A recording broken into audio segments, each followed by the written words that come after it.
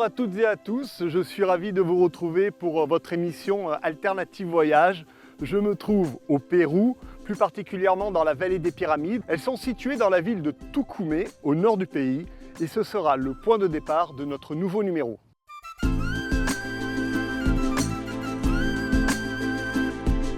Nous partirons à la rencontre des villageois autour de la réserve de Chapari. Constitués en association, ils œuvrent à la préservation du site et de son écosystème.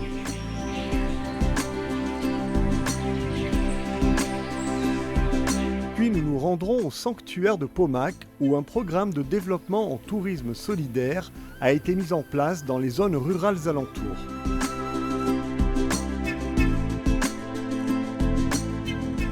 Pour commencer, nous avons rendez-vous à Pimentel, sur la côte pacifique, en compagnie des familles de pêcheurs.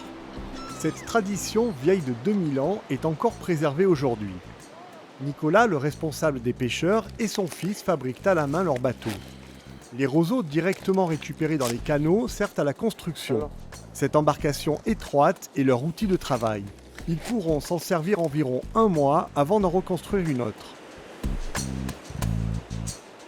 300 familles vivent encore de cette pêche.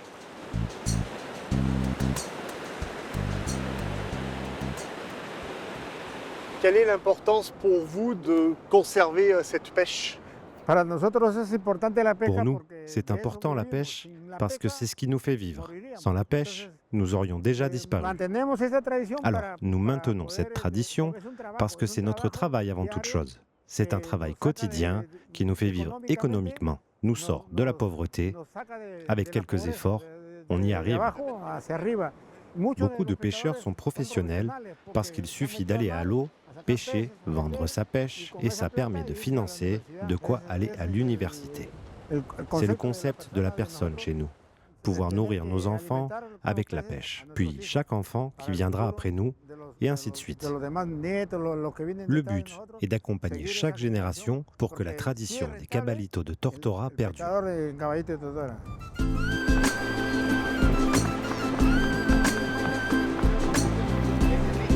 La pêche est inchangée depuis la civilisation pré-inca au IIe siècle avant Jésus-Christ.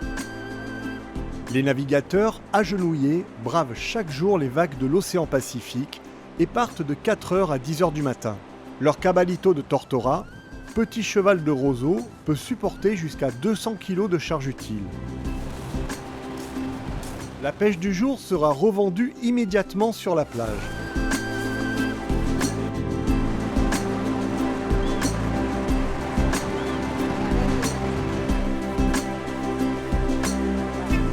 Pour générer des revenus supplémentaires et sauvegarder la tradition, les pêcheurs travaillent aujourd'hui avec les touristes de passage en leur proposant de préparer des ceviches on ne peut plus frais. Le poisson, tout juste sorti du bateau, est instantanément mariné dans les épices et le citron vert. C'est super bon. Oui, très très bon. Gracias. Gracias, gracias amigo. Gracias amigo. Tes fils continuent cette tradition, c'était important pour toi. Ils auraient pu faire autre chose. Oui, pour nous, c'est vraiment important la pêche, parce que mes parents sont morts avec la pêche. Peut-être que je vais mourir avec la pêche. Mes enfants vont aussi mourir avec la pêche. Alors c'est un travail important pour nous et nous voulons maintenir cette tradition vivante. Pour que vous sachiez que c'est un travail fantastique, magnifique, et ça profite à tout le monde. Gracias. De nada.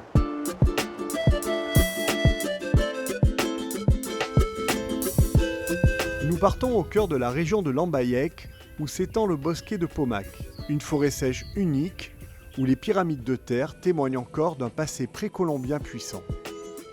Nous avons rendez-vous avec Charley, la responsable du parc. Comment vous travaillez ensemble avec la population? Comment l'État travaille avec les gens autour du parc? Ici, dans le sanctuaire historique de Pomac, nous avons 10 centres de population qui sont autour de la réserve. Il y a des artisans. Ces artisans ont un accord avec nous. Nous les accompagnons dans le développement de nouvelles méthodes avec notre équipe technique et nous participons avec des financements sans obligation de remboursement. Ah, d'accord, ok. Si les habitants gagnent leur vie, le Cernant est gagnant aussi. C'est du gagnant-gagnant. Grâce au parc et au soutien du Cernamp, les communautés voisines ont vu naître une nouvelle dynamique. Des formations, des aides et des subventions leur ont permis d'ouvrir des échoppes, de développer l'artisanat local et d'accueillir les visiteurs venus du monde entier. Une alternative durable qui redonne vie au village et freine l'exode rural. En échange, les villageois s'investissent pleinement dans la préservation du site. Bon dia. Bonjour. Bonjour.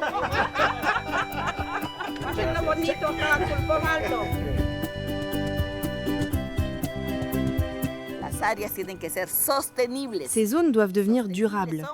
Et pour qu'elles soient durables, il faut que les populations alentours puissent générer des ressources économiques et que ces ressources économiques puissent aider à augmenter la qualité de vie de leurs enfants. Et plus encore, nous donnons plus de responsabilités aux femmes. Maintenant, les femmes sont responsables de la gestion de leur commerce, de leurs associations, élaborent des produits de la forêt et les vendent aux touristes. Et de cette manière, elles ont augmenté la qualité de vie de leurs enfants.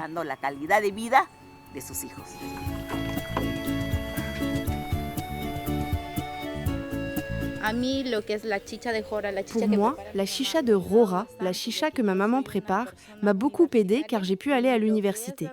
Donc c'est cette nature préservée et la chicha de Rora qui m'ont aidée à continuer mes études et à progresser dans la vie. Parce que, surtout nous les femmes, nous ne souhaitons pas seulement rester ici sur notre terre, mais aller encore plus loin. Construire un local où les touristes peuvent venir en nombre et montrer nos produits locaux. Pas seulement la chicha de Rora, mais aussi le miel de la forêt et l'algarobina, qui sont vraiment des produits d'ici, tout en faisant attention à nos techniques de production. Car ici, en agriculture, on utilise de plus en plus de produits chimiques et nous n'avons pas besoin de ça. On veut que les habitants s'engagent pour l'avenir. Oh, champagne. Champagne.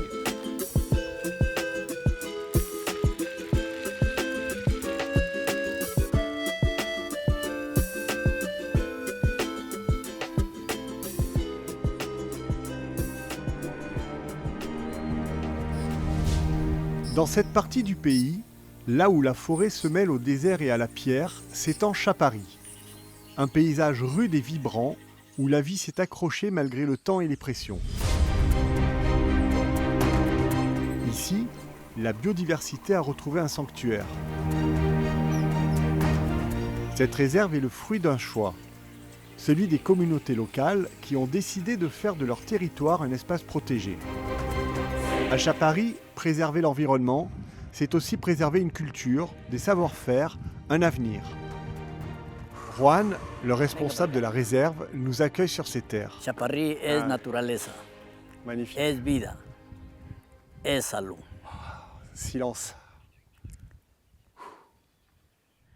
Xavier, Xavier, te je t'invite à découvrir la réserve écologique de Chapari. Vamos. Vamos, vamos.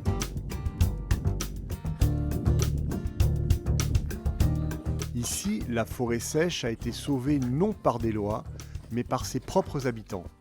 Il y a 20 ans, ces collines étaient livrées au braconnage et au narcotrafic. La faune disparaissait, la forêt brûlait. Les gens du territoire ont pris en main leur avenir. Ensemble, ils ont fondé la première réserve écologique communautaire du Pérou. Une initiative née de la volonté de protéger leur environnement, leur culture et leur dignité.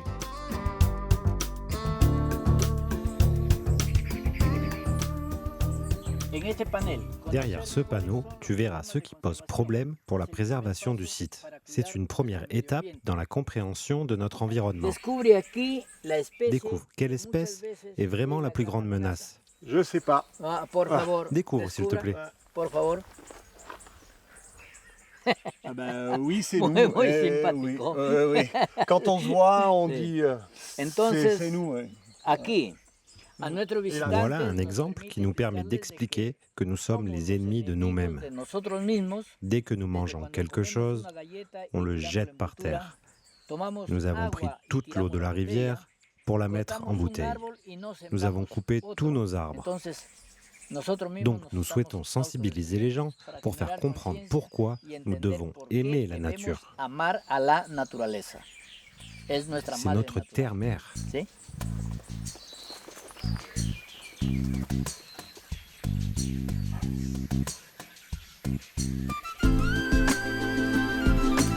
L'ours à lunettes est le seul ursidé d'Amérique du Sud. Il vit principalement dans les montagnes et forêts tropicales des Andes, mais sa population a été sévèrement réduite à cause de la déforestation, du braconnage et des conflits avec les populations locales. Cet animal unique est désormais protégé dans cette réserve. Depuis 1998, les villageois ont joué un rôle clé dans la réintroduction de l'ours à lunettes. Ils ont non seulement participé à sa réhabilitation, mais ils assurent aussi sa surveillance. Aujourd'hui, une cinquantaine d'ours ont été réintroduits dans la réserve.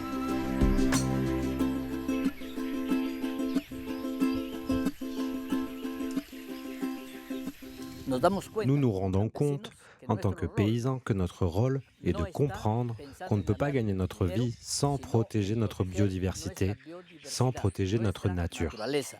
Nous sommes aussi préoccupés car notre planète souffre d'une crise environnementale et d'une crise climatique qui cause la perte de la biodiversité. Si nous, aujourd'hui, en tant que parents, que grands-parents, que frères, oncles et tantes, etc., si on ne se préoccupe pas de sauvegarder notre biodiversité, le futur de nos enfants et de ceux qui viennent après sera incertain. Alors nous pensons qu'aujourd'hui, nous devons protéger toute notre forêt, tous les animaux et toutes les plantes qui jouent une fonction dans l'équilibre de l'écosystème. Donc je vais laisser une terre en bonne santé à mes enfants, à mes petits-enfants et à ceux qui viennent après. Les années qu'il me reste à vivre ici seront consacrées à prendre soin de cette nature, dans cet endroit qui s'appelle Chapari, la nature, la vie, le salut. Aujourd'hui, combien de personnes vivent grâce à vos actions et grâce à la protection de cet environnement? Nous avons beaucoup de familles qui en bénéficient directement et indirectement. Parce que pour entretenir cet environnement, nous devons en premier lieu promouvoir le tourisme. Et grâce au tourisme, nous réalisons différentes activités économiques durables qui bénéficient pas seulement aux gens de la communauté, mais à tout le peuple Chongo-Yapé auquel nous appartenons.